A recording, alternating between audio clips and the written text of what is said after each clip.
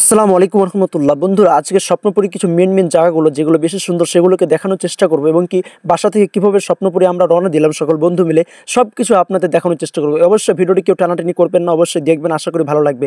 তো আমরা বাসা থেকে যখন স্বপ্নপুরী যাওয়ার জন্য রওনা দিচ্ছি তখন আমরা হালকা রান্নাবান্নার ব্যবস্থা করলাম, কারণ যে গোটা দিন থাকতে হবে সেখানে কিছু খাওয়া দাওয়া তো অবশ্যই করতে হবে। রান্নাবান্নার আয়োজনটা আমাদের করার নিয়ত ছিল না, তারপরে হঠাৎ করে ভাবলাম যেহেতু গোটা দিন ওখানে থাকতে হবে, তো আলহামদুলিল্লাহ যদি শরীর ঠিক না থাকে, যদি ক্ষুধা থাকে পেটের ভিতরে, তাহলে তো ঘোরাটা তেমন ভালো হবে না।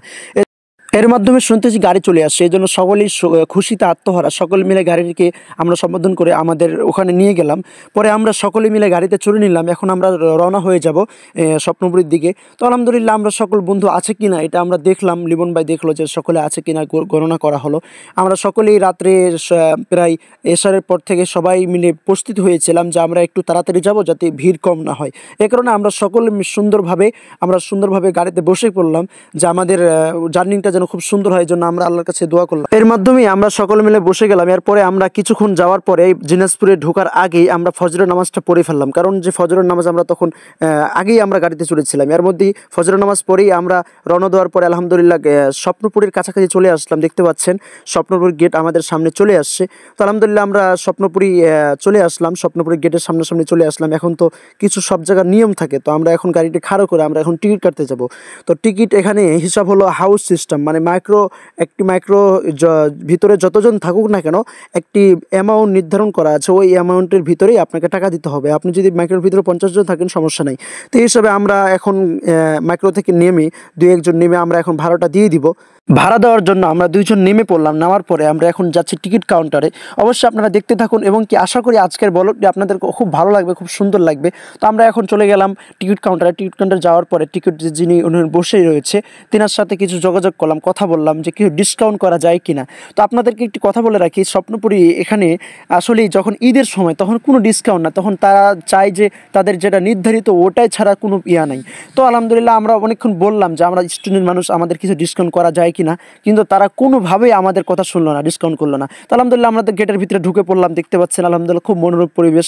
প্রথমেই গেটের ভিতরে ঢোকার পরেই আলহামদুলিল্লাহ চোখ জুড়ানো দৃশ্য। আসলে স্বপ্নপুরী যে নামটা, আসলে এটা আসলে অনেক সুন্দর একটি জায়গা, যেটা আসলে স্বপ্নপুরী জায়গাটি এত সুন্দর, কেউ যদি মানে প্রথমে ঢুকেই যে দৃশ্যগুলো আছে সেগুলো দেখে সে মনোমুগ্ধকর হয়ে যাবে, কারণ এমনভাবে জায়গাটিকে বানানো হয়েছে যেটি একটি মানুষ যদি সর্বপ্রথম এই স্বপ্নপুরীর মধ্যে ঢুকেই বুঝতে পারবে যে আসলে স্বপ্নপুরীর নামটি শুধু নামই নয়, নামের সাথে অনেক মিল রয়েছে। এমনভাবে সাজানো হয়েছে যে স্বপ্নপুরীর ভিতরটাকে, যেটা আপনারা যদি না যান তাহলে বুঝতে পারবেন না। মানে মাইক্রো স্ট্যান্ড, এই যে আমরা যেগুলো এখন পার হচ্ছে এগুলো হলো stop by stop micro stand বা বাস স্ট্যান্ড। এগুলো এখানে শুধু মাইক্রো থাকবে, বাস থাকবে, যাত্রীরা আসে এখানে একটু বিশ্রাম নিবে বা খাওয়া দাওয়ার কোনো ব্যবস্থা থাকলে এখানে রান্না করার জন্য বিভিন্ন চুলার ব্যবস্থা রয়েছে, সুন্দর করে ইট দিয়ে বানানো রয়েছে। এখানে আপনি খড়ি নিয়ে আসে আপনি এখানে রান্নাবান্না করে খেতে পারবেন। আসলে স্বপ্নপুরী যে স্পটটা বা স্বপ্নপুরীর ভিতরে যে এই স্পটগুলো, মাইক্রো স্ট্যান্ডগুলো, এগুলো অনেক সুন্দর। তো আমরা নামার পরে আমাদের খিদা লেগে গেছে, কেননা আমরা রাত 4টার দিকে বের হয়েছি। জার্নি আসলে এটা একটা অনেক বড় জিনিস। তো আমরা নামার পরে সুন্দর মতো করে হালকা করে আমরা যে বিরিয়ানি নিয়ে এসেছি এই বিরিয়ানি নাস্তা করলাম। তো আমাদের নাস্তার শেষের দিকে আমরা নাস্তা শুরু করার পরে আমরা সকল বন্ধু মিলে নাস্তা খাওয়ার পরে আমরা ভাগ হলাম যে সকলে মিলে বেড়াটা একসাথে খুব বেশি হয়ে যাবে, এই জন্য আমরা কিছু 2টা ভাগ হলাম। আমাদের গ্রুপ আমরা চলে আসলাম। আমাদের এই সাইডটি আসলে মানে একটু অফ সাইড, এই সাইডে কেউ সহজে আসে না। তো আমি এর আগে আসছিলাম একবার স্বপ্নপুরীতে, তখন এই সাইডটি আমার দেখা হয়নি। তো আমার বন্ধুরাও বলছে ঠিক আছে তাহলে এই জায়গাটার ভিতরে যাওয়া যাক। তো এই যে দেখতেছেন একটি করে এই যে চারিদিক ঘেরা, এগুলো হচ্ছে মানে আপনি যে কোনো অনুষ্ঠান বা বিয়ে বাড়ি বা সব কিছুতেই আপনি এর ভিতরে একটা মঞ্চ সিস্টেমে ভাড়া করে আপনি এখানে থাকতে পারবেন। তার কারণে এখানে একদিনের জন্য 25,000 টাকা করে করা আছে।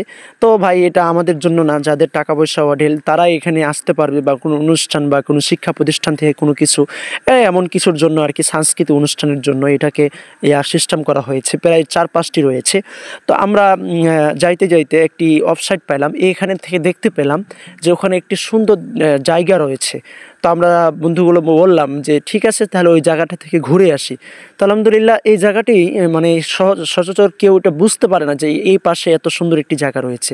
তো আমি আপনাদেরকে দেখানোর চেষ্টা করতেছি, কেউ টানাটানি করবেন না। এই যে দেখতেছেন জায়গাটি মানে কত সুন্দর করে সাজানো রয়েছে, গাছগুলোকে এমনভাবে সাইজ করা হয়েছে যে গাছগুলো দেখলেই আসলে কত সুন্দর লাগতেছে।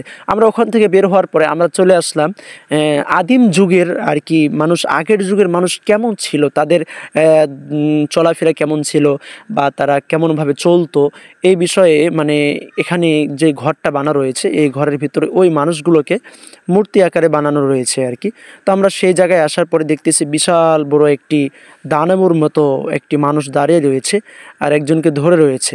তো এই জায়গাটা মানে খুবই আশ্চর্যজনক। আমি প্রথমে ভয় পাইছিলাম, সকলে ভয় পাইছে যে আসলে জায়গাটি এমন কেন। পরে আমরা ওখানে ঢোকার জন্য টিকিট কাউন্টারে গেলাম। টিকিট কাউন্টারে যাওয়ার পরে টিকিট কাউন্টারে ওখানে 50 টাকা করে টিকিট নিল, জন প্রতি 50 টাকা। ওখানে 30 টাকা লেখা আছে কিন্তু 50 টাকা করে নিল আমাদের কাছে। তো আমরা এখন ঢুকে গেলাম। ঢুকে যাওয়ার পরে দেখানোর চেষ্টা করতেছি, আসলে ঢুকে যাওয়ার পরে যে এত সুন্দর একটি দৃশ্য দেখবে এটা আমি কখনো কল্পনা করতে পারি না। আসলে এই জায়গাটা মানে আমরা সকাল সকাল গেছি তো সকালের রোদটা মৃদু রৌদ্র, অনেক সুন্দর একটা মানে হয়েছে, ব্যাকগ্রাউন্ড হয়েছে যেটা অনেক সুন্দর আপনাদের দেখানোর চেষ্টা করতেছি। এখানে ছবি তোলার জন্য এই জায়গাটা পারফেক্ট আর কি। তো আমরা এখন ভিতরে প্রবেশ করব। তবে ভিতরে প্রবেশ করার পরে আমরা ওখান থেকে দেখাশোনা করে পরে আমরা বেরিয়ে গেলাম। বেরিয়ে যাওয়ার পরে ভাইরাল ফটোগ্রাফি যে জায়গাটিতে প্রচুর ফটো তোলা হয় ওই জায়গাটির ভিতরে আমরা আসার পরে এখানে সুইমিং পুল রয়েছে, দেখতেছেন সুইমিং পুলের পাশেই এই যে জায়গাগুলো, এই জায়গাগুলো অনেক সুন্দর। আসলে আমরা সকল বন্ধু মিলে এখন চিন্তা ভাবনা করলাম যে যেহেতু গরমের সময় এখন আমাদের কিছু মানে সকল বন্ধু মিলে যেটা ভাবলাম যে এখানে আমরা টিকিট কাটার পরে আমরা গোসলের জন্য প্রস্তুত। তো আলহামদুলিল্লাহ আমাদের টিকিট কাটা সম্পূর্ণ হলো এবং সকল বন্ধু মিলে আমরা টিকিট কেটে আমরা সুইমিং পুলের ভিতরে প্রবেশ করলাম।